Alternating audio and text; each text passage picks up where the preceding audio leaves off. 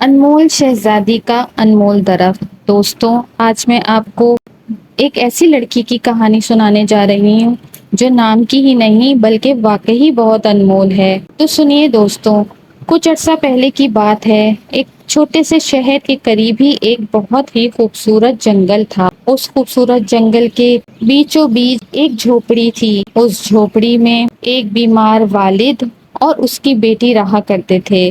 وہ آدمی بہت بیمار تھا۔ اس کی ایک بیٹی تھی اور اس کا نام انمول تھا۔ انمول اپنے بابا سے بے حد پیار کرتی تھی۔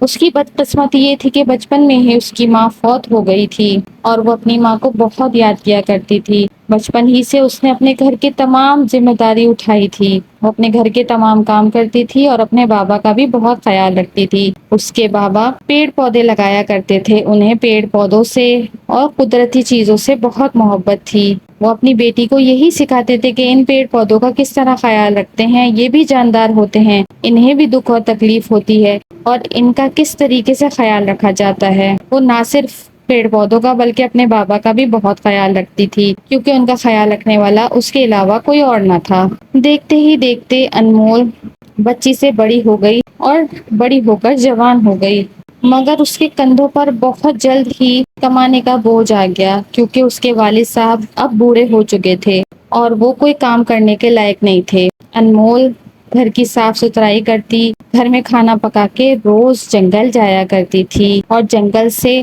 بہت سارے پھول جمع کیا کرتی تھی اور ان کا گلدستہ بنا کر شہر جا کر بیچ کر آتی تھی، اور جتنے پیسے وہ کما پاتی تھی ان سے وہ اپنے بابا کا علاج کراتی تھی اور گھر کا خرچہ چلاتی تھی، مگر یہ مشکل سے ہی پورا ہوتا تھا۔ انمول کو بھی اپنے بابا کی طرح قدرتی چیزوں سے بے حد محبت تھی۔ وہ کئی کئی گھنٹے پیڑوں کے پاس بیٹھ کر ان سے باتیں کیا کرتی تھی، کیونکہ ان کے علاوہ اس کا کوئی دوست نہیں تھا جو اس کی باتیں سن سکے۔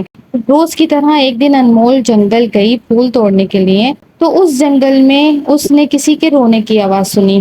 انمول انتہائی تشویش سے ادھر ادھر دیکھنے لگی کہ آواز آ کدھر سے رہی ہے، تو اسے محسوس ہوا کچھ دور جا کے ایک ویران اور سوکھا ہوا درخت ہے، اس اور سے رونے کی آواز آ رہی ہے۔ انمول نے فیصلہ کیا کہ وہ اس درخت کے قریب جا کے دیکھے گی کہ آیا رو کون رہا ہے۔ وہ اس طرف چل دی۔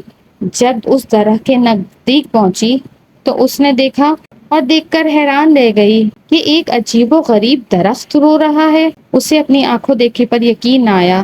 وہ اور قریب گئی تو درخت اسے دیکھ کر بول پڑا اور کہنے لگا، تم کون ہو؟ یہاں کیا کر رہی ہو اور مجھے ایسے کیوں دیکھ رہی ہو؟ انمول نے درخت سے بولا کہ تم یہ سب چھوڑو، تم یہ بتاؤ کہ تم کون ہو اور تم کیوں رو رہے ہو؟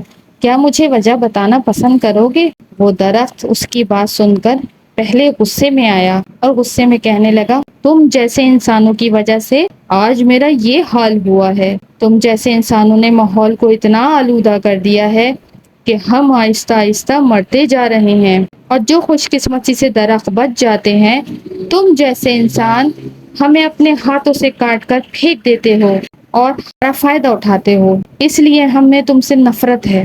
اس درخت کی بات سن کے انمول کو بہت افسوس ہوا۔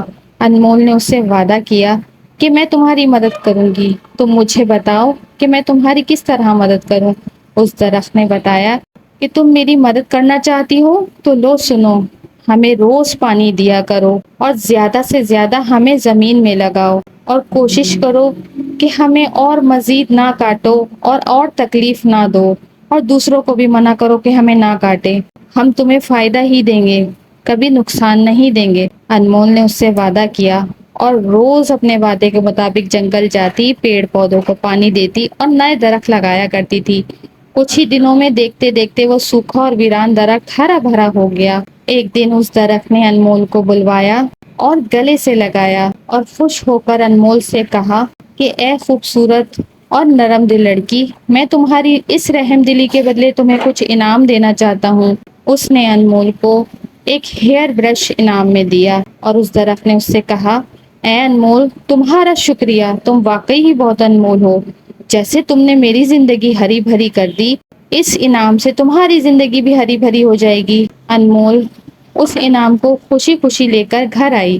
انمول اس برش کو لے کے گھر آئی اور اگلے دن جب انمول نے اس تحفے کو نکال کے اپنے بالوں میں استعمال کیا اور وہ کنگا اپنے بالوں میں پھیر رہی تھی تو اس نے دیکھا کہ اس کے بالوں سے کچھ چمکدار پتھر گرنے لگے۔